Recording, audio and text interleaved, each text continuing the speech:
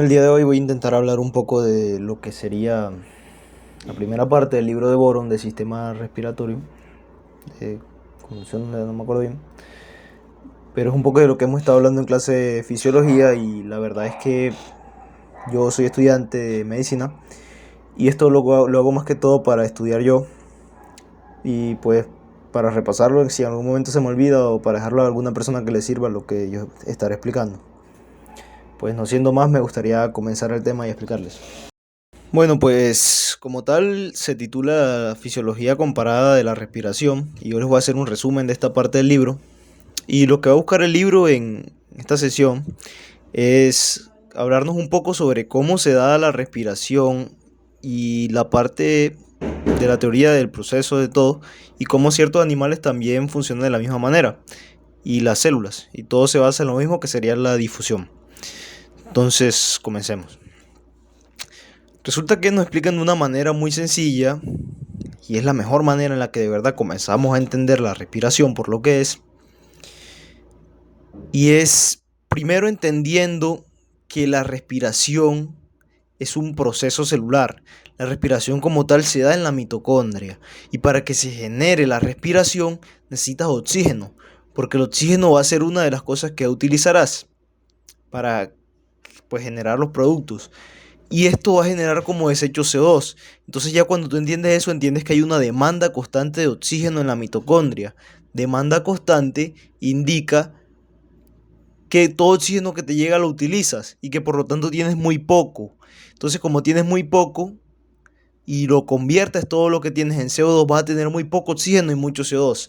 Ahora, cuando entendemos esto, tenemos que relacionarlo con el concepto de difusión. ¿Por qué? Porque a partir de aquí comienza todo. La difusión lo que nos dice es que una molécula, algo, una molécula, va a moverse del sitio donde haya menos cantidad, disculpen, de donde haya más cantidad a donde haya menos cantidad. Entonces, entendiendo lo siguiente, el libro lo explica de una manera muy sencilla, ¿no? Y se imagina un organismo unicelular que está, no sé, en un matraz lleno de agua, en la superficie. Totales, imagínense el microorganismo.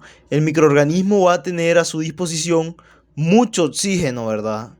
O sea, en el ambiente en el que él está, él va a tener mucho oxígeno para utilizar, pues porque el aire, la atmósfera, posee gran cantidad de oxígeno. Ya les comentaré más adelante de cuánto estamos hablando con cifras, pero posee mucha cantidad de oxígeno.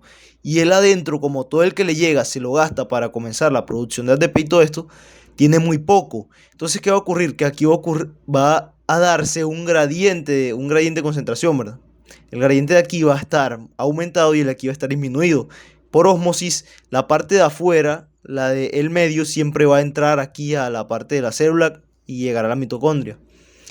Pero como él todo lo que le llega lo produce en CO2, él va a tener más CO2 que el ambiente de afuera, por lo tanto el CO2 va a salir. Y eso es respiración. En síntesis, mucha síntesis, eso es respiración. Sin pasar a lo largo, sin entender lo demás, hasta aquí entendiste un poco de respiración. Entonces miren acá, eso es lo que ocurre. ¿Qué otra cosa nos dice el libro más adelante? Y se los voy a explicar cuando le esté explicando un poco de las teorías que tienen los nombres para explicar esto. Nos genera un caudal. El caudal como tal, sencillamente, para que lo entiendan, la corriente que se da de la parte que tiene más a la parte que tiene menos. Eso es el caudal. ¿Qué se resta? Ya les voy a explicar eso. Total es que cuando lo entendemos en un microorganismo va a ser más fácil entenderlo en el cuerpo. Porque así va a ser como funciona pues nuestras células al final. Les comenté que les iba a hablar de las cifras exactas que tenía el medio. Y la atmósfera, nosotros respiramos aire y la atmósfera posee una presión de 760 milímetros de mercurio. Pero no son 760 milímetros de mercurio completamente de oxígeno, ¿no? Porque nosotros no solamente inhalamos oxígeno, podemos inhalar polvo, otras cosas. Pero cuando somos específicos de qué estamos inhalando como tal, de qué estamos metiendo los pulmones y de la presión que se maneja, vamos a entender que no solamente hay oxígeno, sino de que hay nitrógeno, dióxido de carbono, argón, y ya dentro del sistema respiratorio, en la tráquea y en las mucosas, puede haber agua. Ya les voy a explicar eso. Entonces, ¿qué ocurre? Que la ley de Dalton, si no estoy mal, nos menciona que la sumatoria de la presión, que el resultado total de la presión de un gas es la sumatoria de la presión individual de todos los gases que lo conforman. Entonces, a partir de aquí sabemos si la cantidad que hay de presión de cada uno de estos es tal. Por ejemplo, aquí en la parte del oxígeno sería 159.22 milímetros de mercurio y el total de la sumatoria entera son 760. Vamos a saber, por lo tanto, que que el porcentaje de oxígeno que estamos respirando sería aproximadamente de 20.95%. Y eso sería la cantidad total que estamos respirando. Y esto sería la presión de oxígeno que hay en la atmósfera. Ahora, el medio, la atmósfera, el aire que respiramos puede variar. Por ejemplo, si estamos a más altura, la presión disminuye. O si hay problemas, contaminación, pueden agregarse otras cosas que respirarías y que pueden aumentar, disminuir presión, o no sé, puede variar. El punto es que puede variar. Pero esto de lo que estamos hablando aquí y de lo que nos enseña el libro hasta ahora es de cuando estamos sobre el nivel del mar o a nivel del mar y no muy alto ni muy bajo. O sea, lo normal. Entonces, si sumamos todo esto, los porcentajes nos va a dar 100, obvio. Y aquí nos dará los 760. Esto es ley de Dalton. ¿Qué ocurre? Y aquí va a pasar a la siguiente y vamos a regresar a esta una vez que les explique. Las mucosas del sistema respiratorio, si también esto ya seguramente entendieron mucosa en histología, tienen agua. O sea, hay agua en la parte del sistema respiratorio, en la tráquea, en la nariz, etcétera. Cornetes, todo eso. Hay mucosa y mucosa, hay agua también. Donde hay mucosa y agua. Pues en este caso, resulta que el agua genera un vapor de agua. El vapor de agua, por consiguiente, es otro gas. Y la ley de Dalton nos dice que si la sumatoria de ese gas también va a influir, o sea, va a ser una presión que va como a contrarrestar la presión que está llegando a los 760 y van como a chocar. Al darse ese choque, la presión del otro disminuye, como que le baja. Entonces, al bajarle, vamos a hacer sencillamente una resta de los 47 que están saliendo del vapor de agua de este caso y los 760 que venían y nos va a dar 713. Entonces, ¿qué va a ocurrir? Que el porcentaje de oxígeno como tal se va a seguir manteniendo en el total, o sea, van a seguir siendo los mismos 21, ¿cierto? Pero ¿qué va a pasar? Que se va a disminuir a causa del vapor de agua que estaba entrando. ¿Cómo calculamos esto? Pues la manera de calcularlo sería sencillamente, si sabemos que siempre va a seguir siendo el 21% de oxígeno que lo está conformando, lo que vamos a hacer es que vamos a multiplicarlo por el 0.21 y así sabremos que como tal estamos metiendo de presión de oxígeno 149 milímetros de mercurio al sistema, entrando teniendo en cuenta la presión de agua. Más adelante van a ver que hay otros factores que pueden afectar. Y que al final a los alvéolos van a llegar 100 milímetros de mercurio, tengo entendido. Pero nos va a funcionar para la difusión. Ahora regresamos. Aquí estarían las medidas ya de cuando lo tomamos en tráquea. Y sí podemos ver que cuando el agua se suma, afecta. El libro lo explica con un vaso, pero en realidad es lo mismo que nuestro sistema. Ahora, la ley de Fick es muy importante. Pero para entender la ley de Fick necesitamos saber en qué se está basando esto. Y la verdad es que esto se basa en lo siguiente, en una ley llamada la ley de Henry. La ley de Henry lo que nos quiere decir es que el volumen y la cantidad de moléculas que hay va a indicar también la presión, o sea que son proporcionales. A más moléculas de oxígeno hay, más presión de oxígeno habrá en el líquido. Pues Henry le explicó con un líquido. Y también nos dice que si hay menos, pues habrá menos presión. Ahora, ¿qué hace la ley de Fick? Dice que si conectamos estos dos medios acá y le ponemos una membrana semipermeable, como sería en el caso de la célula, pues la bicapa fosfolipídica, se va a generar un caudal. Y ahora, ¿cómo sabemos si el caudal va o viene o cómo? Sencillo. Dijo Fick que teníamos que restar las dos presiones y eso indicaba para dónde iba a ir el caudal y con cuánta fuerza iría. El libro lo va a explicar más adelante seguramente, pero esto funciona para entender cómo difunden las moléculas por los tejidos. Y esta será la ley de Fick, que es sencillamente entender la osmosis. Si entiendes la osmosis, entiendes esto. Y aquí les pongo un ejemplo. Afuera de la célula en el caso de los alvéolos, va a haber una presión de oxígeno de 100 milímetros de mercurio, pero adentro, ya hablando de la sangre venosa, me imagino que estaría haciendo la comparación, dentro de la célula del neumocito tipo 1, supongamos, o el tejido, va a haber solamente 40 milímetros de mercurio. Entonces tú haces la resta 100 menos 40 y te da un delta de 60 milímetros de mercurio. Eso significa que el oxígeno cruzará la membrana y la cruzará con esa presión de los 60, que es lo que le sobró. Esa es la ley de Fick, en síntesis. Y para entenderlo, entendemos la ley de Henry porque se basa una en la otra. Bueno, pues, más la de Fick se basa en la de Henry.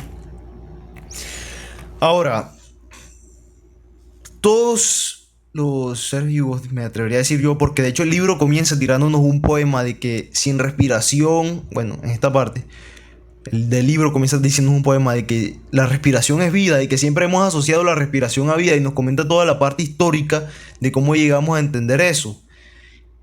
Y incluso habla de la Biblia. Y lo que tenemos que entender es que los seres vivos y la vida es inherente a la respiración. Y nos pone un ejemplo muy sencillo que nos va a hacer entender a más complejidad lo que hace nuestro cuerpo. Y es lo siguiente. Estos animalitos de acá, bueno, microorganismos, se les llama paramecios. ¿Qué hacen los paramecios? Los paramecios tienen unas cilias, unos cilios que giran y como que abanican el aire que ellos acabaron de soltar, pues el aire lleno de dióxido de carbono. Que ellos ya utilizaron el oxígeno, pues sacaron su dióxido de carbono y este se queda aquí al ladito. Ellos no quieren que se quede ahí al lado, ¿verdad? Porque si no, no les va a permitir acceder al aire fresco. Entonces, ¿qué hacen? Lo abanican con estas especies de cilias y así ventilan, que es la palabra fisiológica que se utiliza para agregar el aire nuevo. Ventilan la zona que está en contacto con su tejido, bueno, pues con su membrana. No sé si sean unicelulares o no. Total. Con su membrana. Y una vez hacen esto, pues tienen acceso al aire que ya posee pues más oxígeno. Entonces así ellos repiten el proceso. Entonces son totalmente dependientes de sus cilias para ventilar, o sea, sacar el aire que ya utilizaron repleto de CO2 y meter uno nuevo, acercar uno nuevo que posea más oxígeno y mantener la respiración. Por esa razón ellos necesitan de sus cilias a cada momento y que se estén moviendo. Y aquí los podemos ver. Ahora, ¿esto por qué es tan importante entenderlo? Porque en realidad así funcionamos nosotros. Si lo vemos bien, así funcionamos nosotros. Así funcionan nuestros pulmones. ¿Qué es lo que hacen nuestros pulmones? Sacan el aire repleto de CO2, que sería el desecho de todas nuestras células y de todos nuestros tejidos. Lo expulsan haciendo un cambio de presión, aumentando la presión para que salga. Y lo que hacen es que meten aire nuevo. O sea, meten aire de la atmósfera que está lleno de oxígeno, porque el oxígeno es mayoritario. Recuerden en el cuadro, el oxígeno en la atmósfera, miren, es el 20%. En cambio, el dióxido de carbono es solamente 0,3%. Cuando tú haces ese proceso de meter más oxígeno que dióxido de carbono, por osmosis, tus células y todo eso va a tender a aceptar el oxígeno y a soltar el dióxido de carbono que está en la sangre venosa que está circulando por allí. Y ahí haces tranquilamente el intercambio sin gastar tanta energía. Pero ¿qué ocurre? Que los otros utilizan cilios, pero nosotros utilizamos pulmones. Los pulmones tienen que contraerse, bueno, tienen que soltar el aire y meterlo. Pero ¿cómo lo hacen? Lo hacen por medio de los músculos de la respiración. Y el más importante sería el diafragma. Aquí podemos ver que cuando el diafragma se contrae, genera una presión negativa que lo que hace es que el aire que está afuera a 760, al haber aquí un vacío, pequeño vacío, va a hacer que este entre. Al entrar, entra oxígeno, pues el 20% del que le estaba hablando. Y al entrar oxígeno se genera la difusión del oxígeno que está en el alveolo. En el alveolo que acaba de llenar el alveolo a las células. Y cuando lo saca, lo que hace es que como el CO2 era menos en el aire que acabamos de meter en la respiración, este CO2 va a salir por difusión y tú simplemente lo vas a sacar usando pues tu energía con tu diafragma. El libro habla de otra cosa que es un poco más compleja, que es de por qué no respiramos así 10 minutos, 30 minutos, pero no creo que sea necesario para entender la fisiología. Entonces aquí es como explicárselos más y creo que esta imagen es mucho mejor. Aquí tenemos los sacos alveolares y los alvéolos, Entonces estos se llenan de aire, ¿verdad? Y como que vamos a hacer un zoom, vemos que están muy irrigados, sobre todo de sangre venosa, y aquí hacemos como un corte histológico, bueno, un dibujo en uno, y vemos cómo aquí está circulando la sangre, ¿verdad? Entonces, ¿qué va a ocurrir? Los neumocitos tipo 1 lo que van a hacer es permitir el paso del oxígeno para que éste se pegue a la hemoglobina y el CO2, y todo esto por difusión, y el CO2 por difusión salga acá por lo que ya les he estado comentando. Ahora, estos son los tipos de células que hablen. Yo creo que mejor lo explico en un video de histología. Lo más necesario que entiendan aquí, y no sé si el Boron lo hable, es el neumocito tipo 1, que es el que permite el paso, y el neumocito tipo 2, que es el que genera el surfactante. Ahora, hay una versión más compleja de cuando estamos hablando de la ley de Fick, que ya tiene en cuenta todas las barreras que se pueden causar, porque por ejemplo aquí el moco, si hay moco o hay fibrosis, etcétera, etcétera, va a ser más difícil que se dé la difusión, y lo tendrá en cuenta el libro más adelante, me imagino. Resumiéndolo todo, tenemos esta imagen. Entró el aire por aquí, llenó el alveolo con mucho oxígeno, porque recuerden que era el 20%, bueno, sí, me imagino que se mantendrá al 20%. Total, llegaron los 100 milímetros de mercurio aquí, mucho oxígeno. Entonces, mucho oxígeno se filtra por difusión al capilar, le roba el puesto al CO2 que ya de por sí se quiere salir porque afuera no hay nadie de él, sale por difusión y este le quita los puestos en la hemoglobina y sencillamente así oxigenamos la sangre. Más adelante, esta sangre repetirá otra vez el mismo sistema. O sea, cuando te fijas bien, la sangre hace lo mismo. Lo que hace es que por difusión lleva oxígeno a los tejidos y recoge también por difusión el dióxido de carbono que tenían ellos que habían producido. Y lo que hace el corazón como tal es separarla que no está oxigenada en el ventrículo derecho y en la aurícula derecha, y mandar a los pulmones a que se oxigene, recibir oxigenada y redistribuirla, y así se cierra el sistema. Entonces, muchas gracias. Yo creo que así concluyo la primera parte del Boron, de este tema, que se llama Fisiología comparada de la respiración. Y yo les traje aquí mi resumen. Muchas gracias.